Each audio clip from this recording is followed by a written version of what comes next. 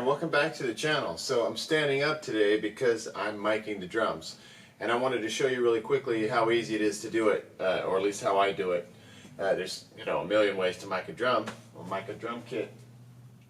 I decided a long time ago, doing the home recording and the small time recording thing, that I was going to stick with Recorder Man Glenn Johns type method, just because I only had 4 mics actually.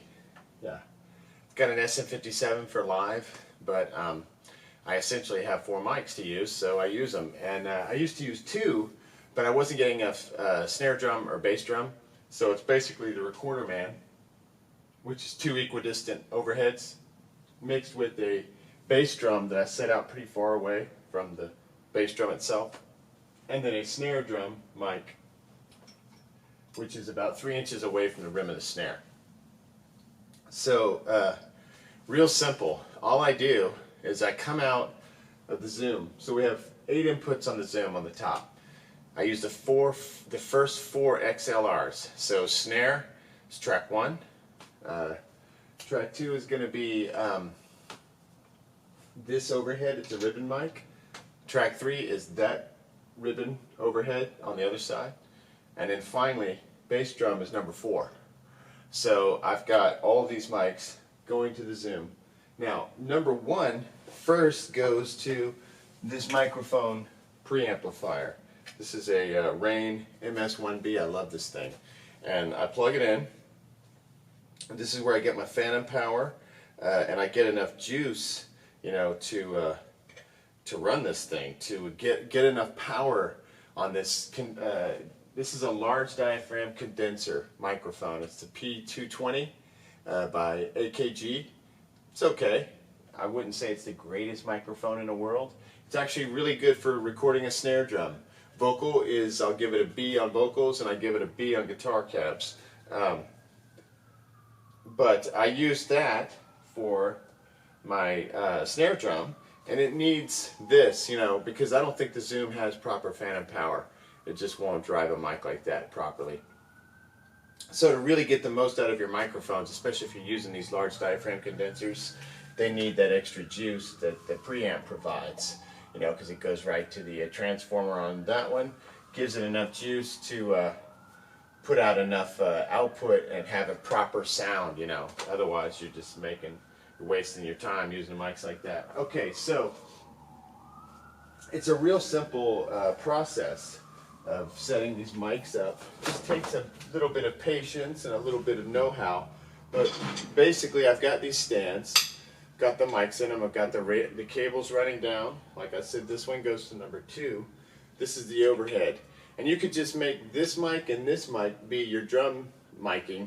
I just like to have the snare drum and the bass drum be prominent, Alright, so what we have here, I've got my 2 drumsticks. They're standard size drumsticks. I'm going to put them one atop the other and make sure I'm touching the front face, the grill of the mic. Now, I've got the base of the drumstick sitting in the middle of the snare drum. Alright, so it's got to sit right there. I can't move that position if I want to really measure this other microphone. I've got to keep that drumstick from moving. So I'm just going to tilt it over without moving it and find this microphone. It's a little off. It's like about 1 inch off. So I just move it in a little bit. Check it again. So here we're good. And here we're good. It's a little off, but you get my idea. Here, I've got a little drumstick. It's right over here. Let me grab it. And what I've done with this drumstick is I have put preset measurements that I use a lot. This one is 3 inches. So see this drumstick? I'm way back here today. So I measure this. I'm going to bring this mic in and get it about the same distance away as the 3-inch drumstick mark. And there you go. And I just kind of bring it down just a little, angle it down so it's aiming at the rim of the snare. So basically the microphone where the opening is level with the rim of the snare. And it's kind of aiming down on it at an angle. Your results and your mileage may vary. You want to just play around with it and get happy. Okay, so this stick is useful, and this is the one I use for my 8 inches on the guitar cabinets, and I use this also to measure the bass drum. And usually I'll put like almost like a stick's distance. Sometimes it's just here, which is an 8-inch mark, I mean a 10-inch mark.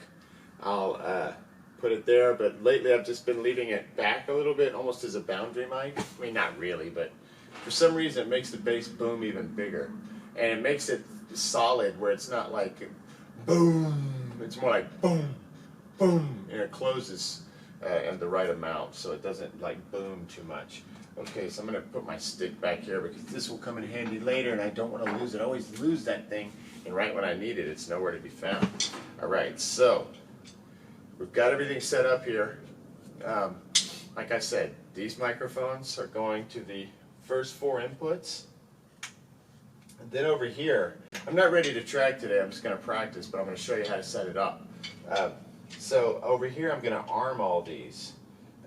Wait, let's see what's going on. Okay. Oh, because it was playing. I'm going to arm all these first 4. Just arm them. Okay. And put that there, put that there. Okay. Now, on the first channel, I usually pull the fader down pretty far because I'm getting my juice from the preamp. And I also have a minus 20 dB pad, attenuator pad, on this mic, and most of these mics have those to cut 20 dB so that you don't overwhelm the mic. So I've got that in play.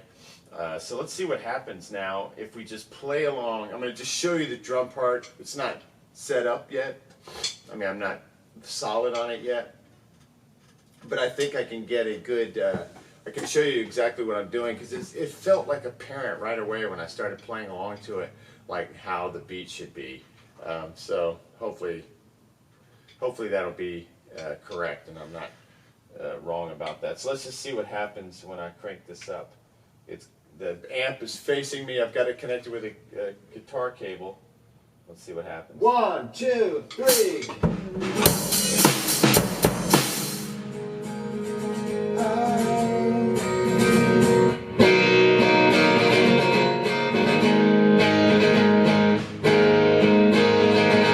Okay, let me go back one time. I had it turned down too far. I actually had the track because I was getting it ready to record, but that's the playback. 1, 2, 3.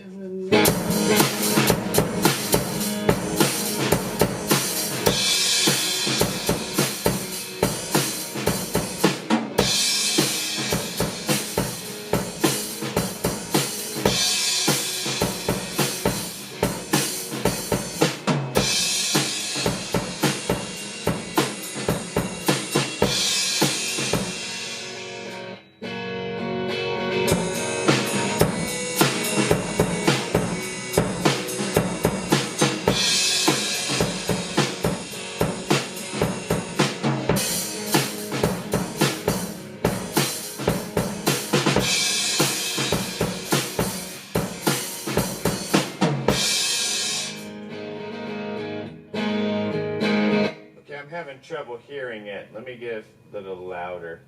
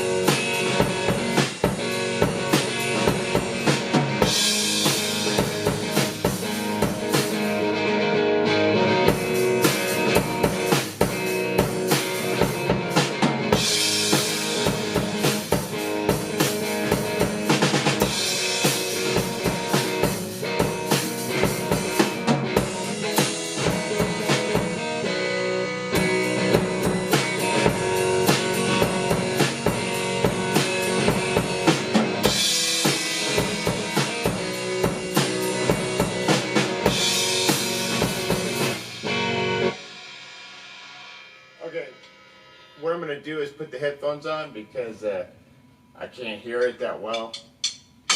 This sounds cacophonious. cacophonous, and I don't want to, you know, run everybody out of the room. All right, so let me just let me get my headphones real quick, and then I can play along to this and make some sense of it. Because I think I have the part ready to go. I just gotta, you know, get some of this weirdness out of the sound. The other thing I'm going to do is I'm going to swap. I'm going to swap track 1 with, let's say I'll send it to track 5. So that won't interfere with 7 and 8, which are playing back. Yes, I've got 3 tracks playing back, 7 and 8, and now I'm going to swap 1, take it over to 5, hit yes. Okay, I'd armed that 1, so I'd take the arming off of 5 and arm the 1. So now 1 has been swapped over to 5, and that way I can turn that one up really loud and turn my drum down, you know, and not have to have it cranked up while I'm trying to get ready to track, because that microphone gets really loud. This one here, it's very sensitive compared to these ribbons. The ribbons are not very sensitive microphones. Okay, now I'm going to get the headphones, and we'll just make quick sense of what this part's going to be like, because I had it in my mind, and then when it was so hard to hear, I got confused. So I'm going to get the headphones, and we'll just see if I can make sense of it.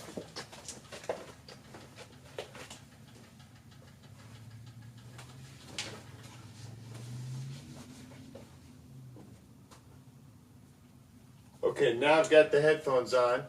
I'm going to put those on, and we'll just see what happens now with the part. I hope you can see me. I can't see anything over here. I can't see the viewfinder, so I can't tell. You can see me back here very well. All right, here we go. It's already on in the headphones. 1, 2, 3. Sorry. Wait, I'm going to take that up. I guess I can leave it on. That way you can hear the... why do I keep doing stupid things? All right, so here we go.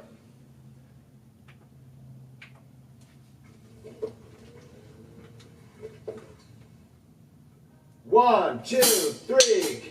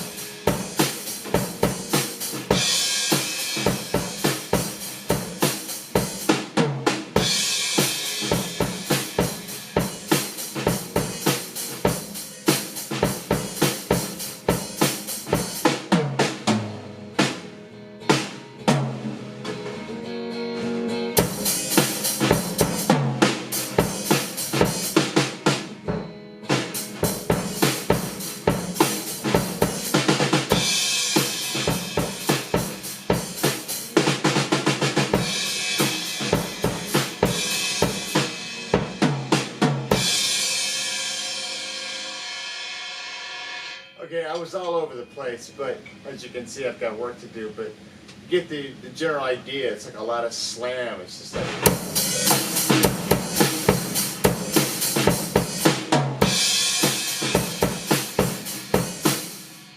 It's like bringing it down hard, you know, just like. I want the song to be big and like have a lot of slam. All right, so I'm gonna just work. I don't know, however long it takes until I get in the groove. Then I'll be back here tomorrow night, or as soon as I can. It might not be tomorrow night, but I hope it is.